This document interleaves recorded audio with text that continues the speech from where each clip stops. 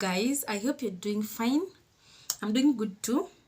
Today I'm super excited because I'm meeting with a client I've met on YouTube. Hey, I may not have so many subscribers, I may not have so many views, but I thank God that I can get leads from YouTube.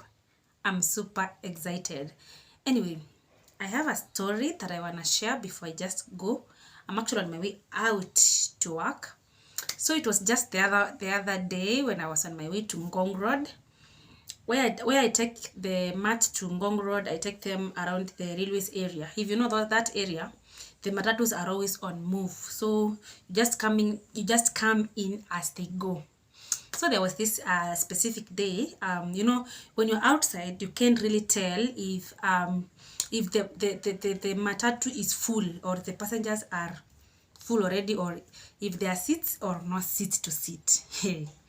So me, I just come in and so I think there were only 2 seats that were remaining. So me, I sat in one of the seats, and then another gentleman sat in front of the other seat that was available. But this conductor continued carrying passengers. As for me, literally, I'm usually against people come to a mat when it's full and then they go standing, But in this case, conductor is the one who had the mistake because people cannot really tell if the bus is full or not, yeah? So me, I come in.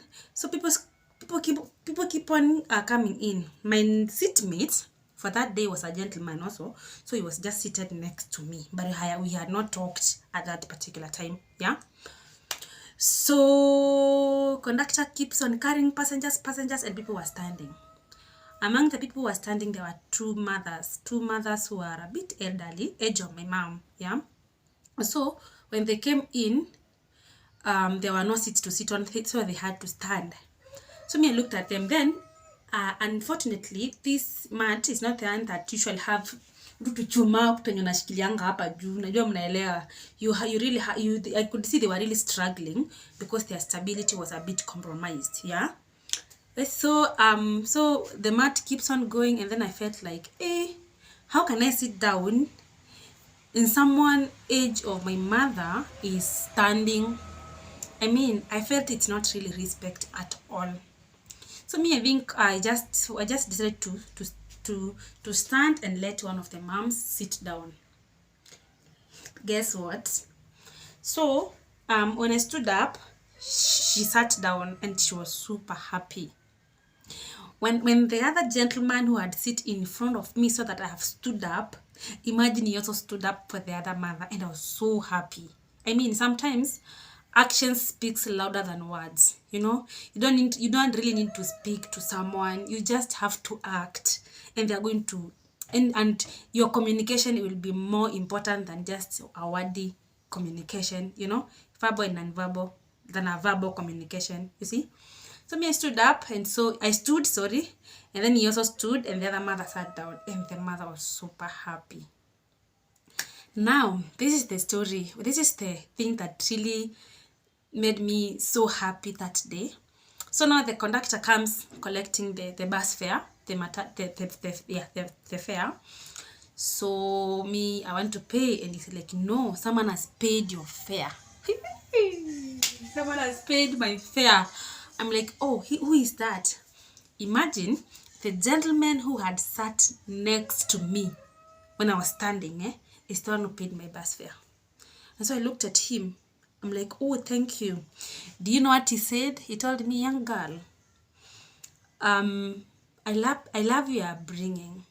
Because there were so many youth seated with their headphones on and no one was caring, because there were also other elderly men and women who were standing in that particular mat.